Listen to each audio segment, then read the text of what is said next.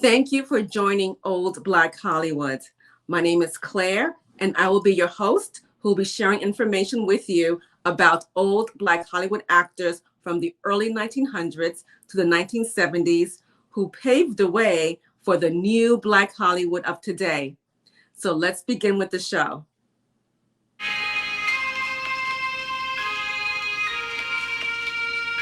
Welcome to Old Black Hollywood.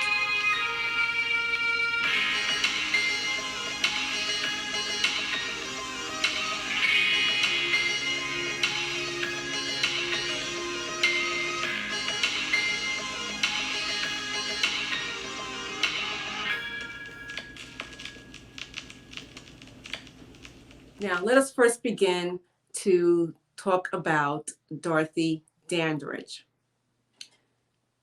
I remember when I was younger and I first heard about her, I had to go and purchase her biography written by Donald Bogle. He happened to really take an interest in Dorothy.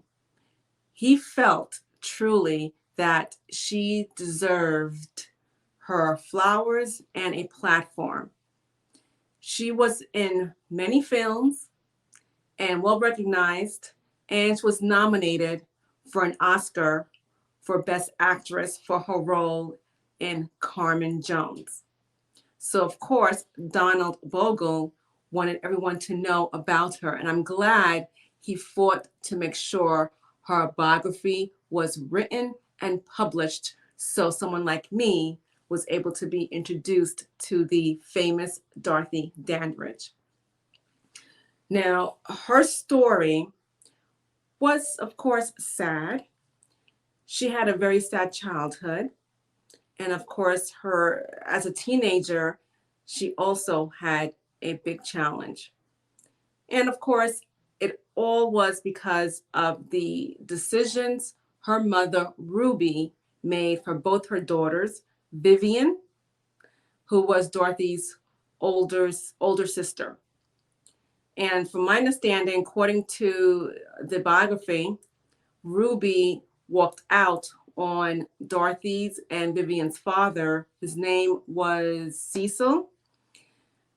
When Vivian was about 1.5 years old, and Ruby was pregnant with Dorothy Dandridge.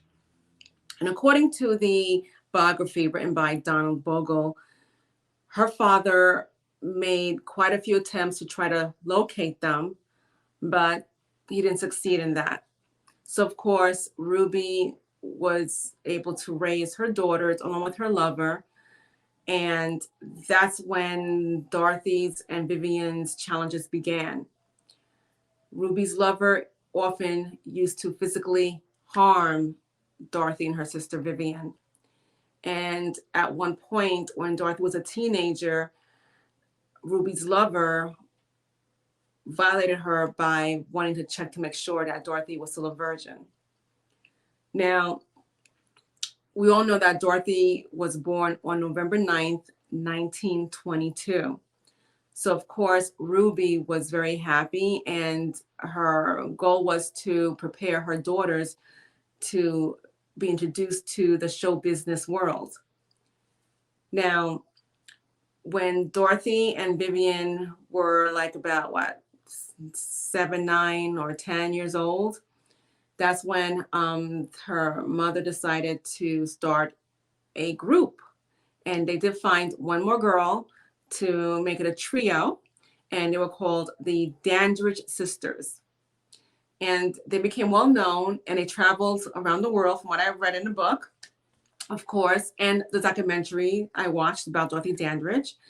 And so they became a big success until, Dorothy decided she wanted to go solo once she found her independence, when she stood up to her mother's lover.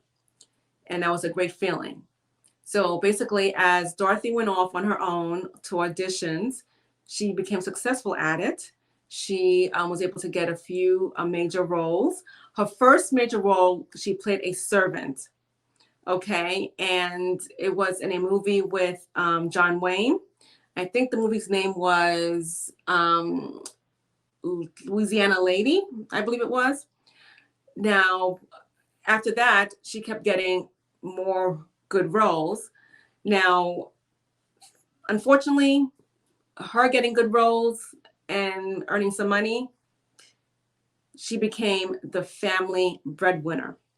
So they expected her to support them financially, which she did happily. Okay. Now, in the time of her, auditioning and getting roles, she, of course, met up with the Nicholas brothers.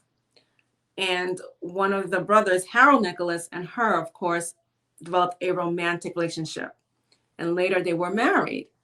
And they had a daughter, but sadly, it was a tough birth for Dorothy and her daughter. And later, Dorothy had to, of course, admit her baby girl into an institution to get the help she needed. And Dorothy divorced Harold Nicholas. And between those time, Dorothy went through a depression, I would say, because according to Donald Bogle's book, a biography about Dorothy Dandridge, she self-medicated herself to the point where they had to rush to the hospital to get her stomach pumped. And according to what the book was saying, it happened quite a few times. But I'm happy that she kind of overcame her depression a little bit, so she was able to stay focused in her career and move on and get more roles and became better with her acting. And one of the major roles that really opened more doors for her, of course, was Carmen Jones. But prior to Carmen Jones, she was on Bright Roads, Harlem Globetrotters, and another movie she made, which was much younger, but I don't remember the movie. But importantly, the biggest one was Carmen Jones. She had the leading role, and she was nominated for Best Actress. She did not win, as we all know, but the fact that she was nominated, that was good enough. And of course, Dorothy Dandridge owned the title of being the first African American actress to have roles that were not necessarily servants. And of course, she had some of the leading roles too. So I think Dorothy helped in opening doors for other African American actresses to get leading roles, no matter what color their skin is. Now, sadly, Dorothy passed away in 1965, and she was young. And she was sad, she was depressed, she was self-medicated. But we don't really know the story behind her death, really, because don't forget, before she passed away, she had sprained her ankle. And who knows how bad the injury really was, and could the injury have really caused her to pass away, or the medication that was given to her for the pain, could that have been an issue too? We'll never know. We'll never know. I know Donald Bogle tried to do his best to share Dorothy how she passed away, but it's still questionable. We really don't know the answer. So I'm not going to say she committed suicide. I'm not going to even say that because I don't know. So maybe you should definitely go get the book and read it for yourself, or watch the documentaries and come up with your own conclusions about her past. Won't even give me a little break. Sorry, you're a prisoner. You mean to say you're really going to take me to jail? You won't be in for long. A minute's too long for me. I can't stand being cooped up. Order's an order. Got hearing aid.